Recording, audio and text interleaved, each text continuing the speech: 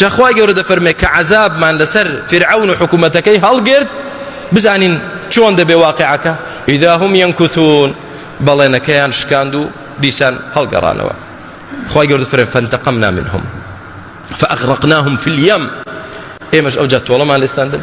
لەناو بەحردا خنکاندمانن فرعون و هەموو دار و دەستەکەی بأنهم كذبوا بآياتنا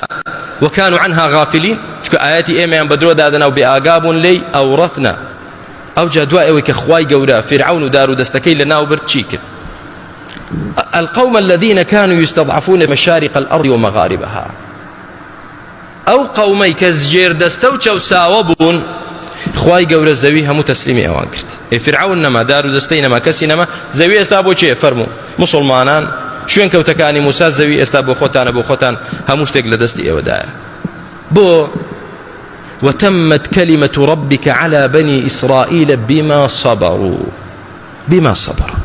بۆچی خوای گەورە ئەو وعدەی بۆ بەنو ئیسرائیلێکی ژێردەستەی چەوساوە هێناجێ بما صبروا چونکە سەبریان دەگرت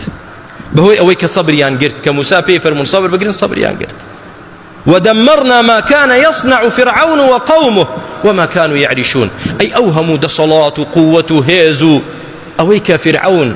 أوهموا قصر باخي كفرعون بيتشي وانا خواهي فرمي همو إيمان تدمير كردو هيتشي ما نيشت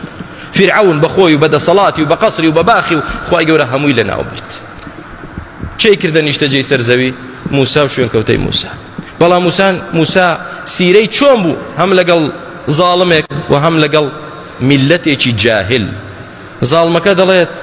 لە ناوت دەبین زاڵمەکە دەڵێت کە تۆ فەسادی بڵاو دەکەیتەوە زاڵمەکە بە هەموو شێوەیە کە ڕەشەی لێ دەکاو لە کوشتنیەتی میلەتەکەی خۆشی بەو گومانی خراپی پێدەباو تۆ سەبەبی نەهامەتی ئێمەی تۆ سەبەبی ئەوەی موساش دەفەرمێ سەبر بگرن